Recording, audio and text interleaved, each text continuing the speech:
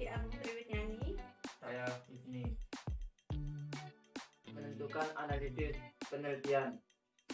Pada umumnya, dalam analisis dibedakan menjadi dua jenis data, yaitu kualitatif dan kuantitatif.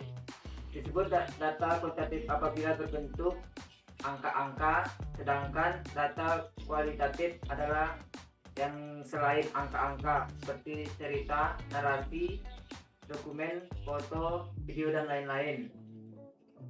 Analisis data kualitatif adalah cara untuk menjelaskan, mengamati, membandingkan, dan menginterpretasikan pola-pola atau tema-tema yang bermakna dari subjek yang diteliti. Makna-makna tertentu oleh tujuan-tujuan tertentu yang hendak dicapai dalam penelitian. Beberapa jenis teknik analisis data kualitatif yaitu 1. Analisis konten, 2. Analisis naratif, 3. Analisis wacana, 4. Analisis kerangka kerja. Analisis data kuantitatif adalah proses menjadikan dan menginterpretasikan data berupa angka atau numerik dengan menggunakan teknik statistik dengan tujuan untuk mendistribusikan dan menjelaskan fenomena yang diteliti. Analisis data kuantitatif. 1. Analisis data secara deskriptif. Analisis data secara deskriptif adalah sebuah teknik yang akan digunakan untuk menganalisis data dengan cara mendistribusikan data-data yang sudah dikumpulkan tanpa adanya maksud untuk membuat generalisasi dari hasil penelitian tersebut. Teknik analisis data secara deskriptif disajikan ke dalam berbagai bentuk, misalnya grafik, tabel, preferensi, tendensi sentral, dan deskripsi. 2. Analisis data statistik inferensial adalah teknik statistik yang digunakan untuk menganalisis data untuk dibuat kesimpulan dan hasilnya. Terdapat dua jenis statistik inferensial. 1. Statistik parametrik, yaitu teknik yang didasarkan pada asumsi bahwa data yang diambil mempunyai distribusi normal dan menggunakan data interval dan rasio yang termasuk, dan statistik parametrik yaitu 1. Uji T, 2. Analisis varians atau ANOVA, 3. Regresi, 4. Korelasi. 2. Statistik non parametrik yaitu jenis statistik inferensial yang tidak mengharuskan data distribusi normal, dan jenis data yang digunakan adalah data nominal dan original yang termasuk dalam statistik non parametrik yaitu T-square. Dalam memilih metode analisis perlu dipertimbangkan 1.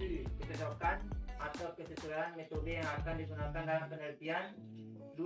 Kecepatan atau kemudahan dari metode yang akan digunakan, 3. Praktisan atau fleksibel dari metode yang akan digunakan, 4. Serta keamanan dari metode yang akan digunakan. Cara menentukan metode analisis yang digunakan: 1. Menetapkan tujuan penelitian, 2. Jenis metode yang memungkinkan untuk digunakan, 3. Mengetahui macam atribut metode yang akan digunakan, 4. Melakukan pemilihan metode alternatif. Pembahasan dan hasil penelitian. Hasil penelitian. Bagian ini merupakan tahap reduksi data, yaitu proses memfokuskan dan mengabstraksikan data menjadi informasi yang bermakna. Hasil penelitian kualitatif. Hasil penelitian yang berupa uraian atau bersifat kualitatif sebaiknya disusun sistematika yang menunjukkan urutan pemikiran sehingga mudah diikuti pembaca. Hasil penelitian kuantitatif. Hasil penelitian kuantitatif baru saja disajikan dalam bentuk daftar atau tabel, grafik, bentuk lain, ditempatkan dekat dengan pembahasan agar pembaca lebih mudah mengikuti uraian. Hasil penelitian yang perlu disajikan dalam penelitian kuantitatif. Pertama, hasil pengujian asumsi klasik, yaitu merupakan hasil pengujian asumsi klasik tentang kelayakan variabel. Model penelitian dan data penelitian yang digunakan, asumsi klasik yang dapat digunakan. 1. Uji normalisasi data. 2. Uji multikolinearitas. 3. Uji autokorelasi. Yang kedua, hasil statistik deskriptif. 1.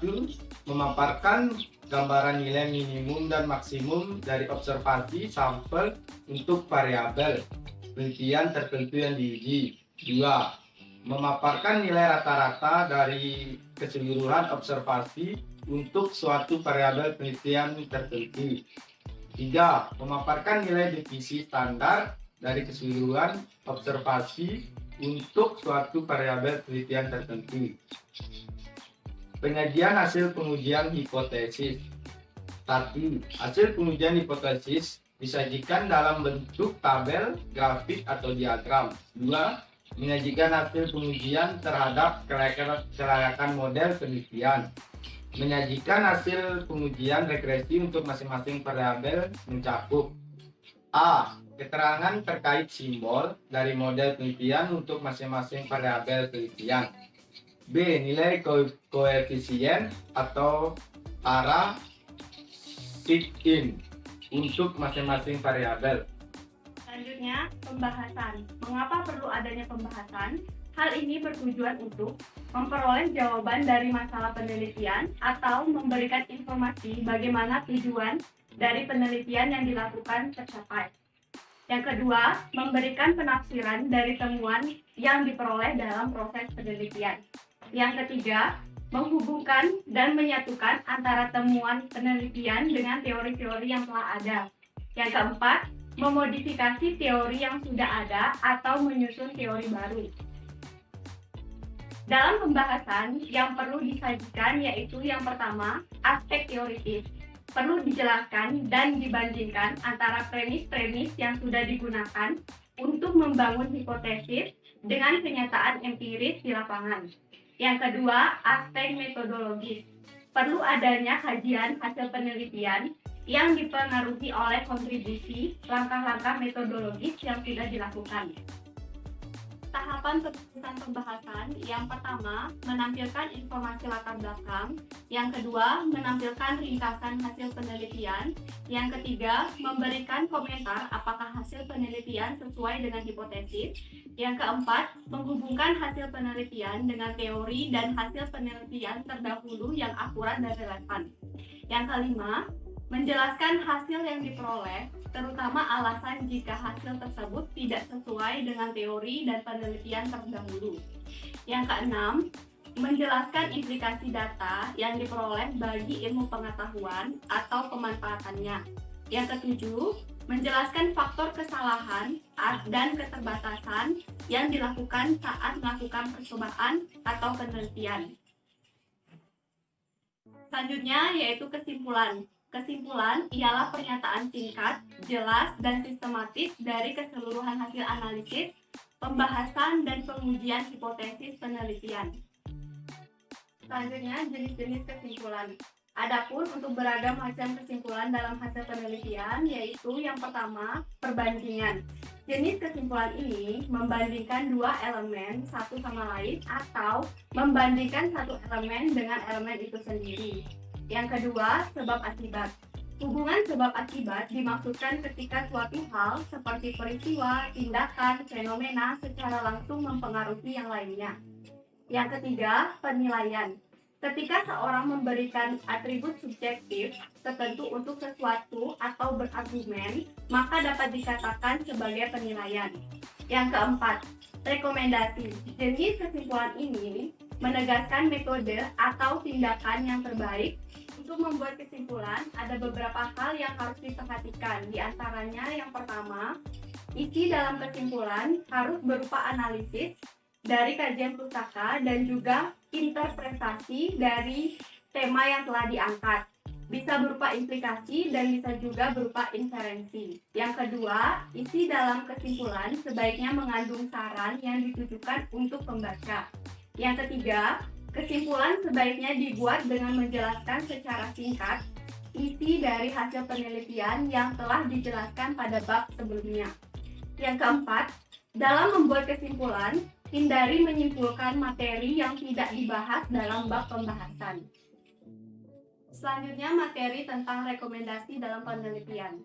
Bagian rekomendasi dalam penelitian pada dasarnya adalah saran kritis mengenai tindakan terbaik dalam suatu situasi tertentu. Dengan kata lain, rekomendasi memberikan panduan bermanfaat yang akan menyelesaikan masalah tertentu dan menghasilkan hasil yang bermanfaat. Rekomendasi mendesak tindakan spesifik yang harus diambil berkaitan dengan kebijakan, praktik, teori, atau penelitian selanjutnya.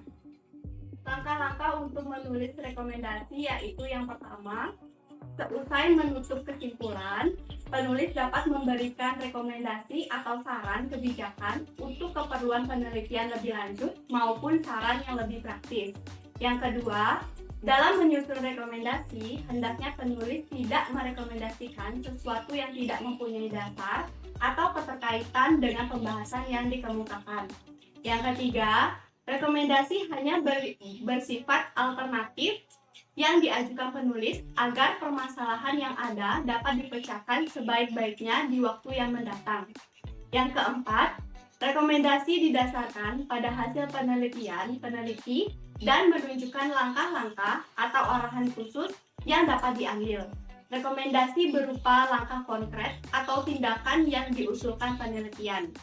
Dari presentasi kelompok kami, apabila ada kesalahan kata, kami mohon maaf. Wabillahi taufiq hidayah. Assalamualaikum warahmatullahi wabarakatuh.